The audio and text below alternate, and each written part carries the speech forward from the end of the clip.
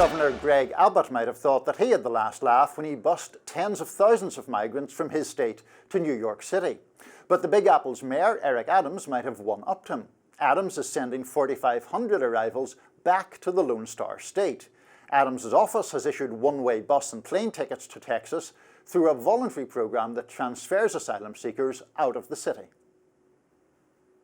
For context, Abbott devised a plan in 2022 to deal with the influx of migrants from the southern border. He bussed over 45,000 undocumented people to New York City. Since then, the city has been overwhelmed by over 200,000 migrant arrivals. At the peak of New York City's migrant crisis, the city was taking in 4,000 migrants per week, prompting Adams to force hotels like the Roosevelt to shelter arrivals. Adams is also returning migrants to Illinois, Florida, and Colorado. Abbott's office blasted Adams' move, and the Biden administration saying, quote, hypocritical Mayor Adams said busing migrants is morally bankrupt, while Harris called transporting migrants political theater, and they're doing the same thing themselves. Until border czar Harris steps up and does her job to secure the border, Texas will continue utilizing every tool and strategy to respond to the Biden-Harris border crisis. Abbott's plan strong-armed blue cities to turn their attention to immigration, and it caught Florida Republican Governor Ron DeSantis' eye too. In the same year, he sent migrants up the East Coast to Martha's Vineyard. I guess turnabout's fair play. In this case, Mayor Eric Adams sending about 4,500 migrants back to Texas through this voluntary program. And I think Governor Abbott has a point, right? You accused me of playing politics when I sent migrants to you. Now you're sending them back, and is that not playing politics too?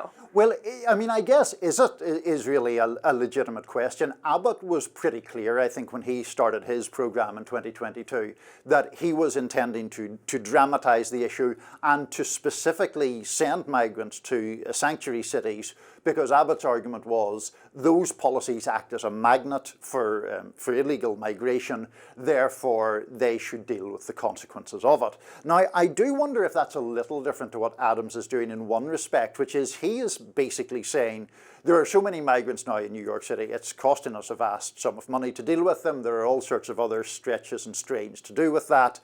If people want to go elsewhere, they should do that, and giving them a one-way ticket. I'm not sure that's quite plain politics in the same way.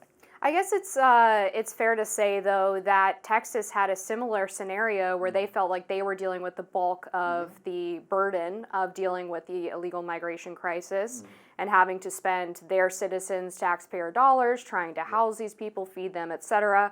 And it's kind of ironic now that Mayor Adams, I mean, even after the first 10,000 migrants came from Texas, threw up his hands and said, hold on, we're in the middle of a crisis. And Texas is sitting here saying, well, yeah, we've been dealing with this for the past 20 years.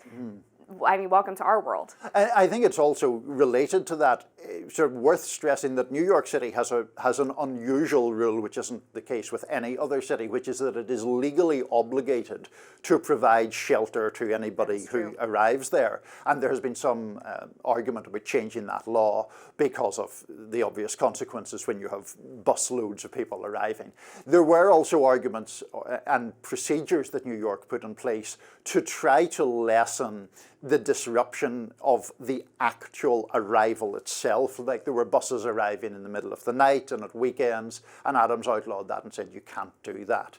The argument, I think, was Texas chartering buses and getting them to arrive at times to dramatize the issue, much as they did here in DC when, you remember, they took them to Kamala Harris's house, and it was like or official residence, I should say. But still, it was clearly intended to make a political point. Whereas I think Adams is trying to deal with a genuinely difficult issue in a way that is, just as best he can, basically. It is interesting to me, though, that this is sort of one of his solutions to the crisis, and he's been asking the Biden administration for more money, but he hasn't been as vocal about changing policies. I mean, to your point about this forced housing policy that New York has, they've also been given food vouchers, work visas, free or reduced childcare, free education, twice monthly cash assistance, and other public benefits.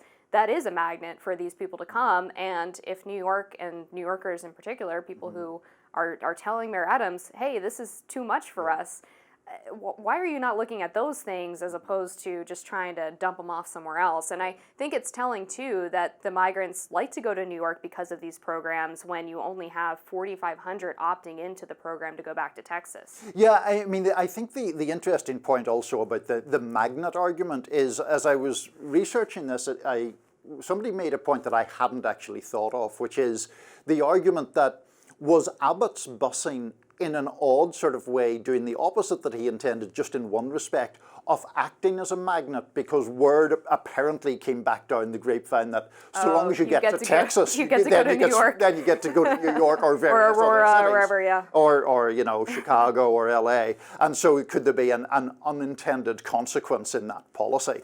But look, I mean, at risk of stating the completely obvious, migration is a very complicated issue. It gets demagogued a lot. It's interesting that the numbers in New York are now dropping and the shelter system is under less pressure. Obviously, there was a lot of pressure on Adams from working class New Yorkers because the cost of dealing with the migrant arrivals was enormous. It was in the billions, if I recall correctly. Yeah, and actually the New York Post just did a report, not just on New York City, but the entire U.S. of the cost of migration in 2023.